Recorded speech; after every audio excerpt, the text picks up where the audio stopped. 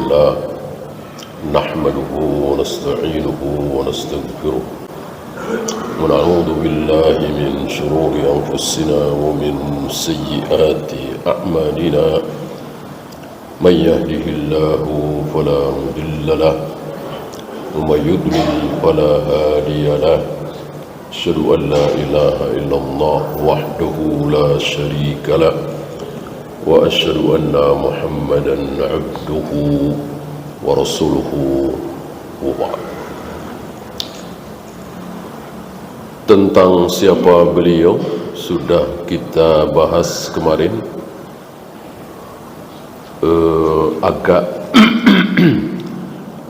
Agak unik beliau yang satu ini, seorang ulama besar, namanya masyhur, kitabnya sampai hari ini masih dibaca oleh ribuan bahkan jutaan manusia kaum muslimin.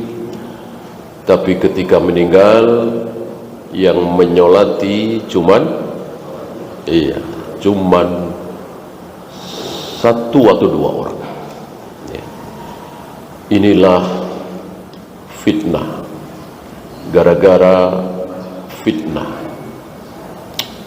terusan dari fitnah khalqul Quran Imam Ahmad. Dan begitulah para ulama kita tidak berada dalam satu nasib. Ada yang kaya raya luar biasa tinggal di istana, Ibnu Hazm, Syekh bin Baz, Abu Hanifah. Ada yang miskin sampai untuk menulis hadis saja mengumpulkan apa istilah kita, kertas-kertas bekas. Miskin. Al-Imam Syafi'i termasuk Syalbani. Begitu juga para nabi, para rasul, nasibnya berbeda-beda, tidak berada pada satu nasib.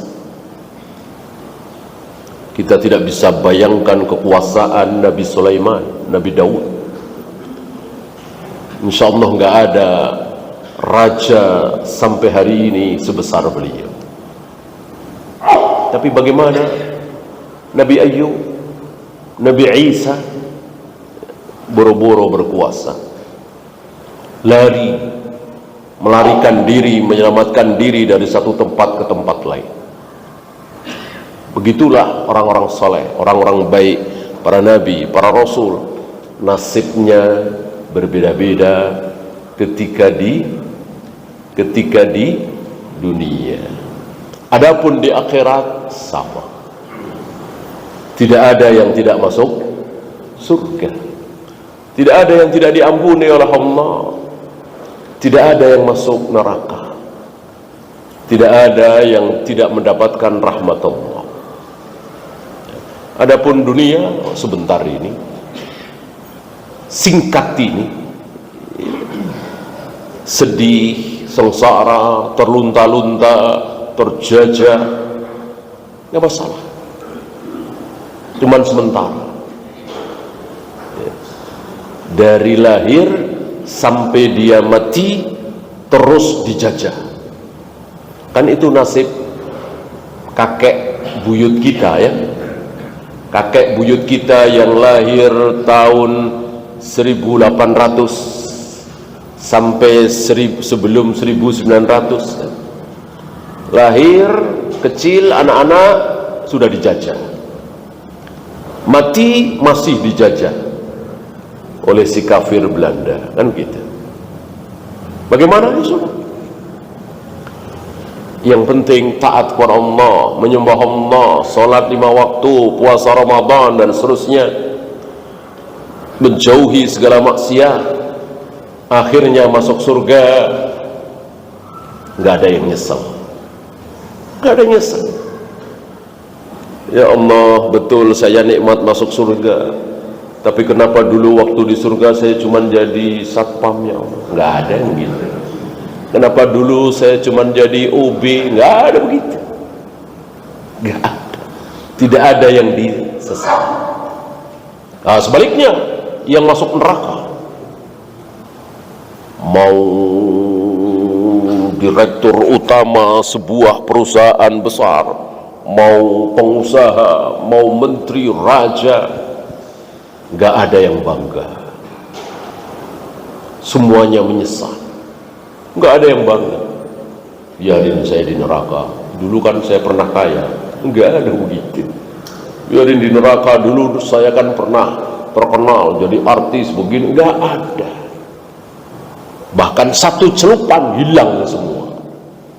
Ya, satu celupan di neraka mungkin nggak sampai 1 detik.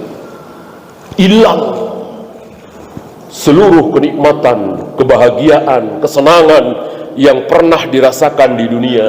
Hilang, musnah, lupa.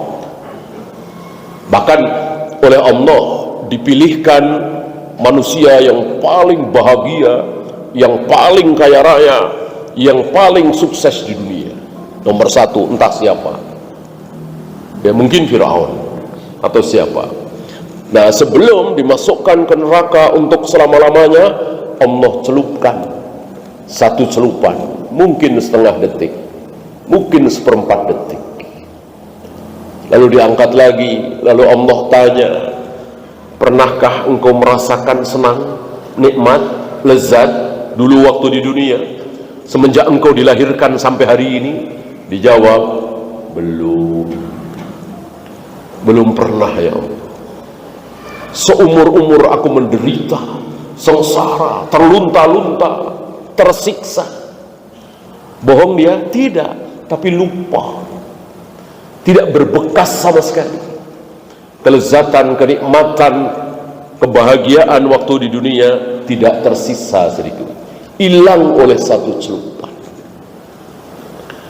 Bagaimana kita mau melampiaskan nafsu syahwat kita untuk dunia, padahal keadaannya seperti ini. Ya, kita mulai. Saya bacakan apa yang ditulis oleh beliau di muqaddimah ini. Setelah beliau awali dengan Bismillahirrahmanirrahim. Dan ini sunnah. Ini mengikuti Al-Quran. Ya. Hampir seluruh kitab diawali oleh penulisnya dengan Bismillahirrahmanirrahim. Ya. Kemudian Alhamdulillahilladzi hadana lil Islam. Segala puji bagi Allah yang telah memberikan hidayah Islam kepada kami. Lihat, ternyata Islam itu adalah hadiah, pemberian hidayah dari Allah kepada kita. Bukan pilihan kita. Saya mau jadi orang Islam, kapan coba? Coba antum ingat-ingat, ini terutama yang bukan mu'alaf ya, yang memang ayah ibunya muslim. Coba antum ingat-ingat, tahun berapa antum berusaha jadi orang Islam? Saya yakin antum nggak bisa jawab. Seperti saya nggak bisa jawab. Tahun berapa saya berusaha jadi orang Islam? Ya. Mengalir, ngikuti, dan Allah yang memberikan karunia itu. Tiba-tiba kita dilahirkan oleh ayah ibu yang muslim, kemudian mungkin diakikai, bahkan sebagian diadzan. Di sini kan dhaif ya. Kemudian umur 1 2 tahun, setiap saat mendengar suara adzan, ya kan? TK, SD, kelas 1 ikut kakak kita atau ayah kita ke masjid, bercanda-bercanda di masjid, ikut sholat, nungging-nungging. Masuk SD Islam, SMP Islam, atau mungkin SD umum, sorenya ikut TPA, pengajian, kan begitu kan rata-rata kita. Akhirnya kita sadar menjadi seorang muslim. Kita diberitahu oleh ustadz-ustadz kita, guru-guru kita, ayah ibu kita, bahwa agama yang satu-satunya agama yang benar cuma Islam. Akhirnya kita mantap, kan gitu. Kapan kita berusaha jadi orang Islam? Gak ada.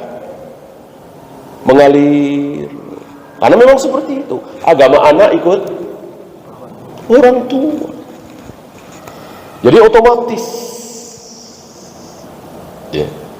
Maka tepat sekali beliau katakan, alladzi hadana lil Islam, yang telah memberikan hidayah Islam kepada kita.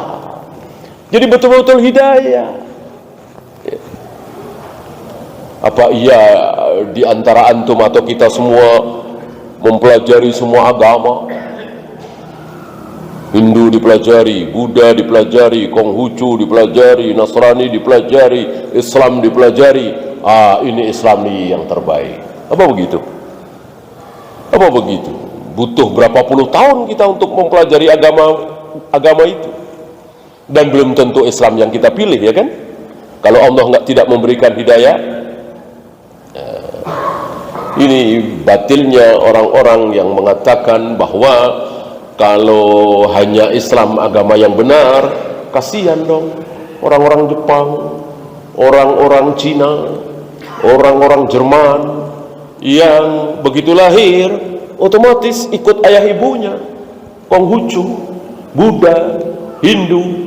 Kasihan dong. Ya terserah Allah. Terserah Allah. Kita bersyukur luar biasa.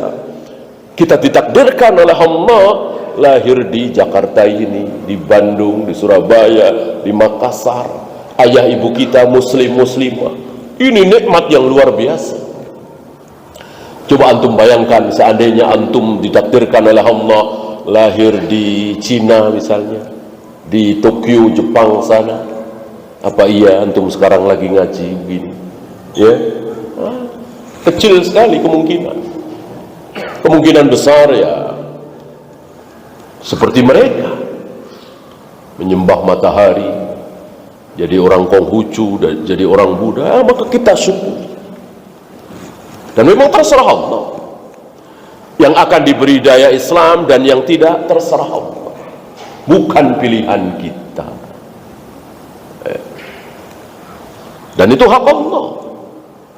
Siapa yang akan diberi hidayah, siapa yang tidak akan diberi hidayah, itu hak Allah, terserah Allah.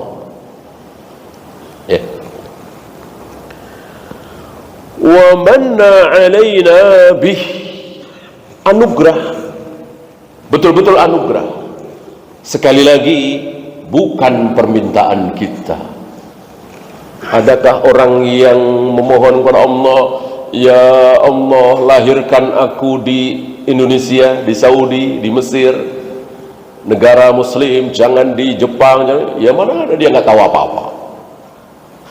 Terserah Allah mau dilahirkan di mana, lahir lewat ayah ibu yang mana, terserah Allah.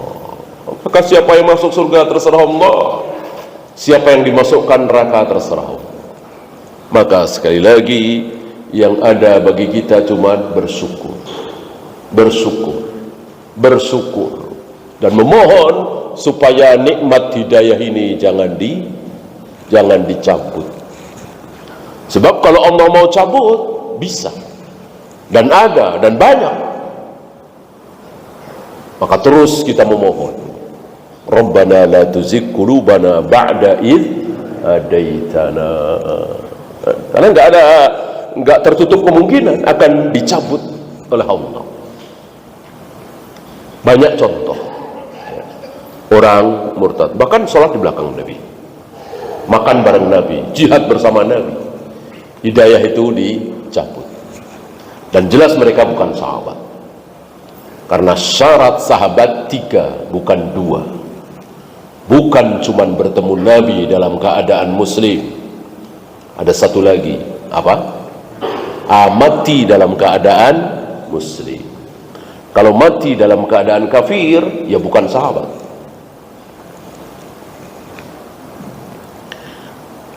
wa akhrajana fi khairi ummatin, dan kita memuji bersyukur kepada Allah karena Allah telah mengeluarkan kita di sebaik-baik umat. Maksudnya umat Muhammad sallallahu alaihi wasallam. Kan bisa saja kita dilahirkan 4.000 tahun yang lalu, 6.000 tahun yang lalu, jadi umatnya Nabi Ibrahim misalnya, jadi umatnya Nabi Musa misalnya. Bisa saja kan, terserah Allah. Nah, kita dilahirkan di umat Nabi Muhammad sallallahu alaihi wasallam. Wajib kita syukuri. Ya. Butuh 1000 bulan, alfi syahri, ya, untuk mendapatkan pahala segitu banyak. Butuh 1000 bulan. Karena kita umat Muhammad sallallahu alaihi wasallam, kita tidak butuh 1000 bulan, cuman butuh satu malam. Itu hanya ada di umat ini. Umat sebelum beliau nggak ada, belum ada. Harus 1000 bulan, 80 tahun lebih. Sholat, puasa, baca Al-Quran, baca Taurat, Zabur, ya, sedekah dan seterusnya, zikir, wirid. 1000 bulan, 80 tahun lebih. Nah, di umat ini, umat Muhammad alaihi salatu wassalam, untuk mendapatkan pahala sebanyak itu cukup satu malam. Ya. Malam itu di bulan Ramadan, dan malam itu di awal, tengah, akhir, dan ganjil. Untuk ganjil jangan pilih-pilih, untuk akhir pilih-pilih. Rasul pilih-pilih, ya. Maka Rasul belum iktikaf di 10 pertama, 10 kedua. Rasul iktikaf di 10 terakhir. Berarti pilih-pilih, kan? Adapun ganjil genap, Rasul dan para sahabat tidak pilih-pilih. Bahwa kemungkinan terbesar adalah di malam ganjil, betul, tapi hitungan ganjil genap kita bisakah meleset? Mungkinkah meleset? Ya, mungkin sekali, bisa sekali.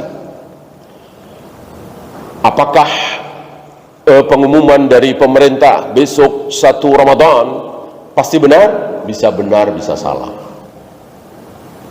dan gak masalah, yang penting kita taat, kan begitu. Mungkinkah di zaman Nabi penetapan 1 Ramadan salah? Mungkin. Yang bilang siapa? Nabi sendiri. Karena Nabi mengatakan, fa'in gumma, jika mendung, hilal tidak terlihat, maka genapkan bulan Sya'ban 30 hari. Karena tidak mungkin ada tanggal 31, ada tanggal 28, tidak mungkin. Cuman ada dua kemungkinan, 29, 30, 29. Ya.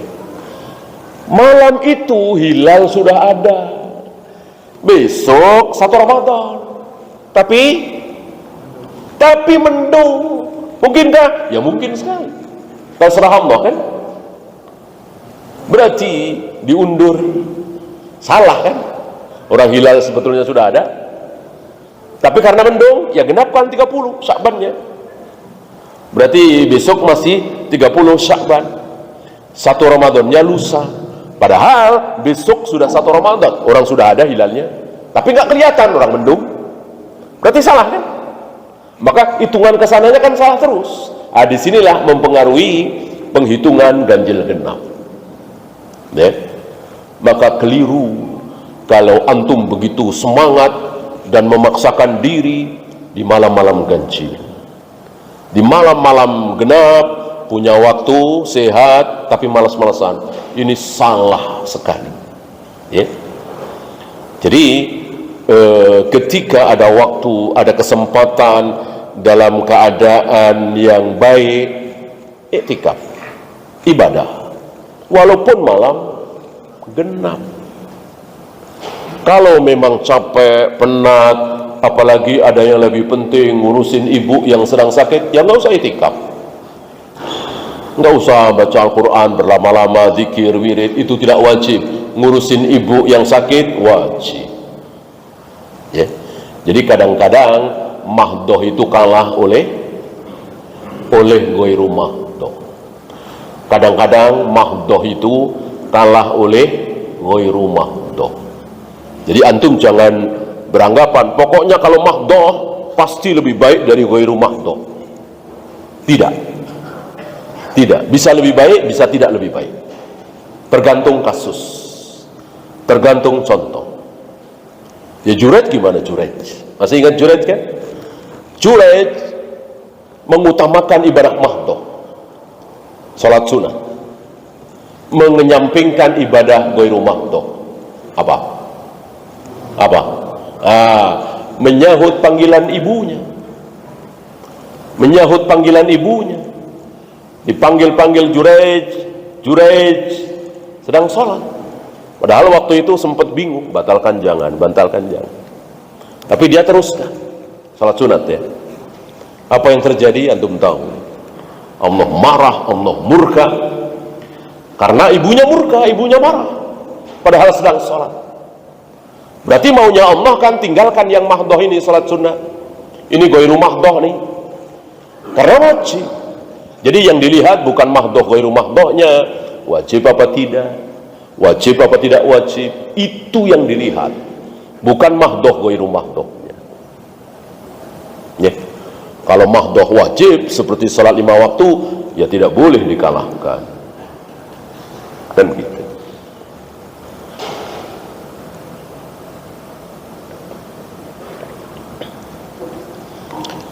Fanas'aluhu taufiqa, kami memohon taufik, pertolongan kepada Allah, lima yuhibbu wa yarda, untuk apapun yang dicintai oleh Allah dan diridhoi oleh Allah.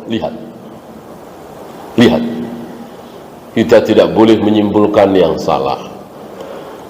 Namanya baik, mosok sih nggak dikasih jalan oleh Allah. Ini pikiran yang salah. Kesimpulan, saya kan mau sholat nih, saya kan nyari masjid, mosok sih Allah nggak kasih jalan. Saya mau umroh nih, mosok sih Allah persulit. Saya mau puasa nih, mosok nggak disembuhkan juga sih sakit saya? Enggak. Berapa banyak kita kesulitan cari masjid, ya, dan Allah nggak kasih jalan. Akhirnya nemu sudah salah atau tinggal 1 rakaat, terserah Allah. Nggak boleh kita menyimpulkan saya mau sholat nih, mau taat nih, cari masjid, mosok sih dipersulit oleh Allah, Allah pasti permudah lah. Enggak, terserah Allah, karena Allah tidak butuh dengan sholat kita. Kalau Allah butuh, mungkin.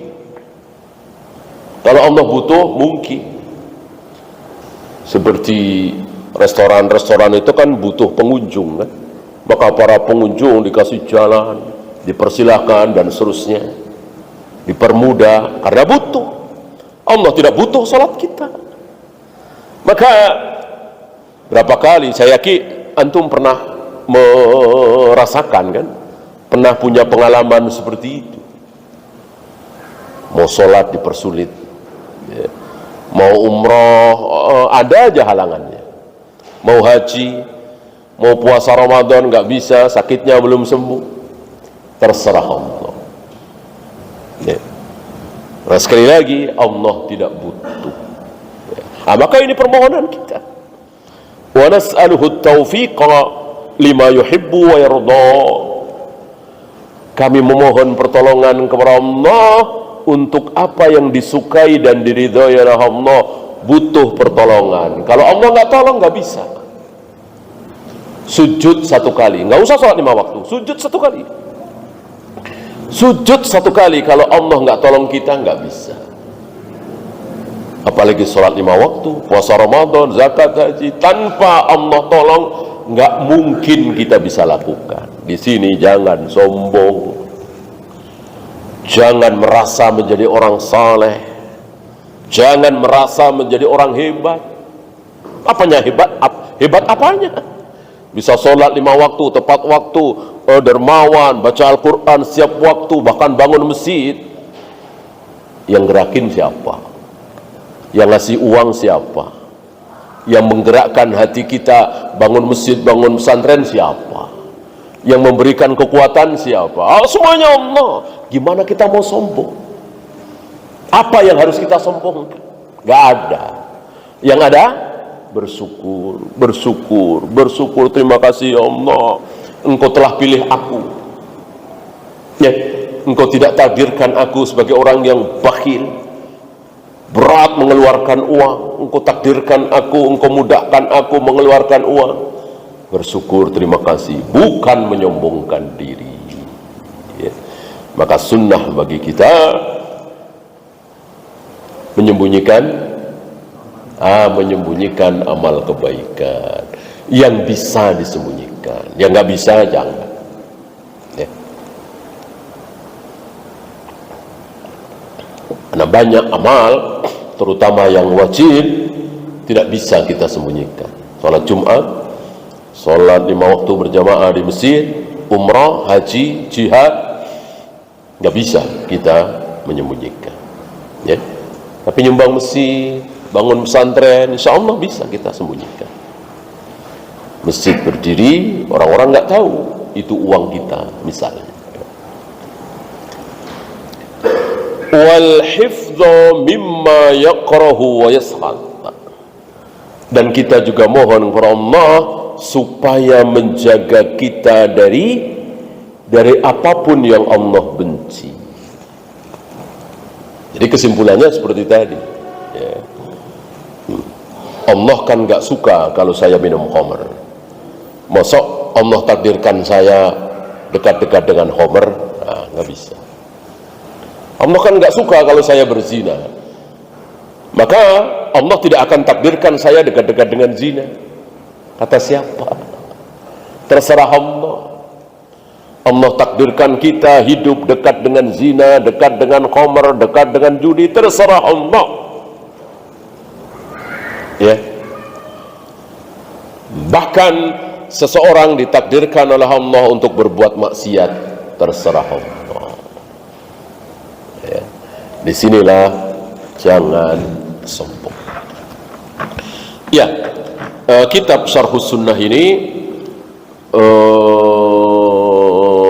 tidak ada kitab, tidak ada bab anu, tidak. Yang ada langsung, ya, nomor 1, nomor 2, nomor 3, nomor 4, nomor terus sampai 200-an, ya.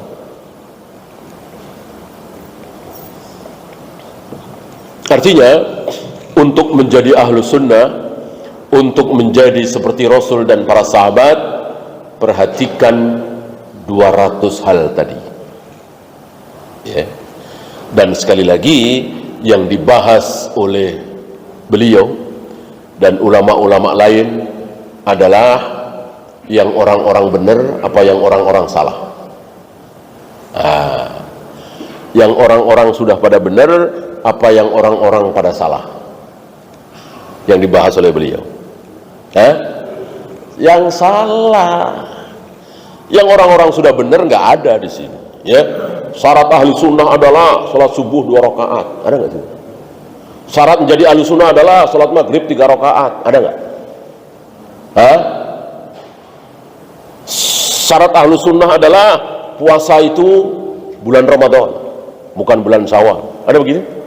Nggak ada. Kenapa? Kenapa? Ya karena orang-orang udah benar semua, ngapain dibahas? Ada firqah yang sholat subuh tidak 2 rakaat, ada aliran sesat yang sholat maghrib 5 rakaat, nggak ada, maka nggak usah dibahas. Gitu. Yang orang-orang sudah benar, yang rata-rata kaum muslimin tidak keliru, nggak dibahas, buang-buang waktu. Gitu ya. Syarhus Sunnah, Usulus Sunnah, Kitabut Tauhid. Usul Sunnah ada beberapa kan, bukan cuma satu. Itu yang dibahas, yang kaum muslimin pada salah. Yang kaum muslimin pada benar nggak dibahas. Ngapain dibahas orang udah pada benar? Ya. Syarat ahlu sunnah mengakhiri sholat dengan salam, tidak disebut. Ya. Karena memang firqah manapun seperti itu, kecuali Syiah barangkali ya. Syiah dengan menepuk paha 3 kali mengakhiri salat. Ya. Syarat ahlu sunnah adalah wanita itu harus menutup kepalanya, menyembunyikan rambutnya. Enggak ada juga, karena enggak ada firqah yang mengatakan bahwa rambut wanita itu bukan aurat. Ya. Hampir semua firqah meyakini bahwa rambut wanita adalah aurat. Ya. Nah, yang dibahas adalah tauhid ada 3. Karena hampir kaum muslimin hari ini tidak memahami, tidak tahu kalau tauhid itu bukan cuma 1, kalau tauhid itu 3. Mereka mengira tauhid itu cuma 1. Pokoknya saya bersaksi tidak ada Tuhan kecuali Allah, titik. 1. Mereka tidak sadar bahwa Allah 1 itu bukan cuman Allah 1 itu bukan cuman zatnya. Kalau zat Allah itu 1, sama, nggak dibahas. Hampir seluruh firqah meyakini jumlah Allah itu, jumlah Tuhan itu ada 1. Nggak ada. Firqah dolal yang 72 ini, Tuhan ada 2, ada 3, nggak ada. Bahkan nggak dibahas. Ya. Yang dibahas apa? Allah itu 1, bukan cuman zatnya, tapi perbuatannya juga. Artinya tidak mungkin ada selain Allah yang bisa berbuat seperti perbuatan Allah gitu. Apanya? Sifatnya juga. Yang 1 itu bukan cuman zatnya Allah, tetapi sifat Allah. Artinya apa? Tidak mungkin Jibril, Mikail, para nabi, para rasul, manusia, jin mempunyai sifat persis seperti sifat Allah. Tidak mungkin. Walaupun sama-sama melihat, walaupun sama-sama mendengar, walaupun sama-sama hidup. Kan Allah hidup, kita hidup. Allah melihat, kita melihat. Allah mendengar, kita mendengar. Sama judulnya, tapi tidak sama hakikatnya. Ya. Penglihatan kita dengan penglihatan Allah tentu tidak sama. Pendengaran Allah dengan pendengaran kita tentu tidak sama. Kita 100 meter, 200 meter udah nggak dengar. Allah miliaran kilometer masih dengar. Beda kan? Adapun sama-sama melihat, iya. Disinilah sedikit terjawab kenapa Allah punya tangan, kenapa Allah punya wajah, kenapa Allah punya jari, kenapa Allah punya betis, dan itu kata Allah dan Rasulnya. Oh, berarti sama? Tidak sama dengan penglihatan kita dengan penglihatan Allah, tidak sama itu. Ya, tapi kan sama-sama fisik. Enggak. Kalau kita punya jari, kita punya betis, kita punya wajah, berarti itu fisik kita. Tetapi jari Allah, wajah Allah, fisik tidak. Bukan fisik, bukan jisim. Apa? Ya wajah Allah. Bilang aja wajah Allah. Tangan Allah. Persis apa yang Allah katakan, persis seperti apa yang Nabi katakan. Ya, langsung nomor 1.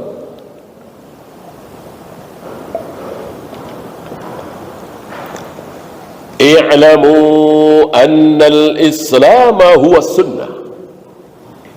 Ketahuilah oleh kalian bahwa Islam itu adalah sunnah. Islam itu adalah sunnah.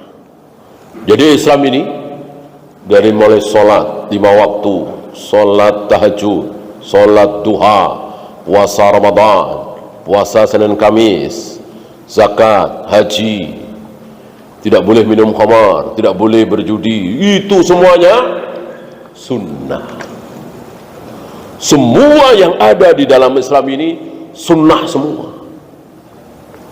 Nah, tahulah kita sunnah itu apa. Maka kalau ada yang nanya, salat tahajud sunnah? Iya. Salat duha sunnah? Iya. Salat 5 waktu sunnah? Iya. Salat 5 waktu sunnah. Bukan? Bukan? Bukan bid'ah. Gitu. Sunnah menurut ahlu sunnah adalah ajaran Nabi, bukan bid'ah. Yang bid'ah itu bukan ajaran Nabi sallallahu alaihi wasallam. Ya, baca nawaitu, baca usolli, kunut subuh, tahlilan, muludan, itu bid'ah, bukan sunnah, bukan ajaran Nabi dan para sahabat. Adapun solat 5 waktu, solat tahajud, puasa Senin Kamis, puasa Ramadan, sunnah. Maksud sunnah, ada contoh dari Nabi sallallahu alaihi wasallam. Nah, sayang seribu sayang, kita dari TK, SD, SMP diajari sunnah itu hanya dalam arti yang sempit usul fikih. Dilakukan berpahala, tidak dilakukan nggak apa-apa. Ini itu aja. Ya. Maka ketika kita ajak saudara-saudara, ayo ini sunnah, jenggot sunnah, ini sunnah. Mereka jawab, ya sunnah ini kan nggak wajib kan. Nah gitu. Jadi mereka anggap sunnah itu nggak wajib. Ya, sunnah itu ajaran Nabi. Ada yang wajib kita lakukan, ada yang tidak wajib. Yang tidak wajib ini para ulama dahulu sering lebih suka menyebut mustahab, mandub. Ya, cuman oleh di negeri kita ini disebut sunnah. Para imam menyebut mustahab, mandub. Sebab kata-kata sunnah itu besar sekali. Islam ini semua, Islam ini sunnah. Di negeri kita sempit gitu. Maka kaget. Mungkin diantara itu ada yang kaget juga ya, masuk sholat 5 waktu sunnah. Mungkin ada yang kaget juga kali ya. Itu dia. Ya kalau nggak sunnah apa? Bid'ah. Masuk sholat 5 waktu bid'ah, sholat 5 waktu sunnah. Sunnah yang wajib kita lakukan. Gitu. Nah di negeri kita jadi sempit, sunnah itu jadi sempit. Bahkan ada yang bikin sempit lagi. Sunnah itu apa? Malam Jumat sunnah Rasul. Nah, ini lebih sempit lagi. Ya. Jadi kayaknya sunnah Rasul itu kecil sekali. Cuman jima malam Jumat kecil sekali. Sunnah Rasul itu besar sekali. Semua isi Islam ini adalah sunnah Nabi, sunnah Rasul. Ada yang harus kita lakukan, ada yang tidak harus. Ya. Itu di usul fikih gitu. Bahkan nanti akan sampai insya Allah tidak boleh ada kias dalam sunnah. Bingung kita di dalam sunnah tidak ada kias, padahal yang ngajarin kias siapa? Rasulullah SAW. Ketika Umar bertanya kepada Nabi, ya Rasul, jika aku berpuasa kemudian aku mencium istriku, boleh apa tidak? Nabi menjawab dengan kias, bahwa mencium istri ketika berpuasa sama dengan kumur-kumur. Ketika kita berpuasa kemudian kumur-kumur, harus hati-hati apa enggak? Harus hati-hati ya, nunduk, jangan banyak-banyak ya. Bukan dipenuhin kemudian bulak ya, batal ya.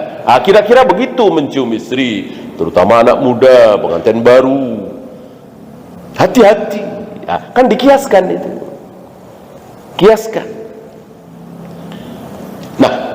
Kenapa? Nanti insya Allah kita sampai ya, bahwa di dalam sunnah tidak ada kias.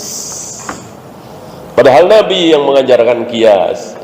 Tahulah kita bahwa yang dimaksud sunnah di situ adalah ibadah mahdhah dan akidah. Ibadah mahdhah dan akidah, dua hal ini haram pakai kias. Tidak boleh pakai kias. Kalau ibadah mahdhah boleh pakai kias, barangkali sholat taraweh pakai azan, pakai qomat, sholat idul fitri, sholat idul adha pakai azan, pakai qomat, dikiaskan dengan sholat 5 waktu. Ya, sama dengan sebagian saudara kita. Memang nggak ada dalil Rasul dan para sahabat itu ketika mengubur mayatnya diazani, nggak ada. Tapi kan ada kias, gitu. Dikiaskan dengan waktu lahir, itu pun harusnya dhaif, ya. Kalau lahir ada hadis diazani, tapi sekali lagi hadis ini dhaif. Ya sudah kias ke hadis dhaif lagi, ya kan? Kalau begitu lahir di muka bumi diazani, maka ketika meninggalkan dunia ini diazani juga. Itu kias. Bolehkah? Tidak boleh, karena azan adalah ibadah mahdhah. Azan, qomat, salat, ruku, sujud, tawaf, sa'i, melempar jumrah, mencium wajah Rasulullah, tayamum, ini semua ibadah mahdhah. Tidak boleh pakai kias. Tapi harus mencontoh Nabi dan para sahabat. Ada contoh dari Nabi, salat tarawih pakai azan, pakai qomat, ada, ikuti. Tidak, jangan. Gitu. Ada contoh dari Rasul dan para sahabat mengubur mayat, diazani dulu, ada, kita ikuti. Tidak, jangan. Gitu. Kecuali masalah yang ghairu mahdhah. Ya. Di zaman Nabi kan belum ada apa itu nyuntik. Gitu. Di zaman itu nggak ada nyuntik, yang ada minum khamr. Gitu. Nah, ini minum khamr mabuk, gitu. Nyuntik apa itu mabuk juga. Mana haram dari mana, kan nggak minum. Gitu. Di zaman Nabi kan minum khamr, gitu. Ini kan nyuntik. Nah, ini bukan ibadah mahdhah, boleh pakai kias. Berarti nyuntik apa itu heroin, apa narkoba, dikiaskan dengan minum khamr. Boleh, karena itu ghairu mahdhah. Adapun sholat, azan, qomat, tawaf, sa'i tidak boleh pakai kias. Ya, harus betul-betul mencontoh Nabi sallallahu alaihi wasallam. Termasuk badal umrah. Badal haji ada dalilnya nggak? Jelas, Bukhari kan. Ya Rasul, ayahku, wanita ya. Ya Rasul, ayahku bernazar pergi haji. Belum kesampaian, beliau sudah wafat. Afa ahujju lahu, bolehkah aku menghajikan ayahku? Nabi menjawab, boleh. Boleh. Jadi anak menghajikan ayahnya boleh. Bagaimana umrah? Dikiaskan. Kalau haji boleh, ya umrah boleh lah. Padahal haji umrah ibadah mahdhah bukan? Mahdhah. Nggak bisa dalil itu dijadikan badal umrah. Harus ada contoh dari Rasul dan para sahabat, mereka badal umrah.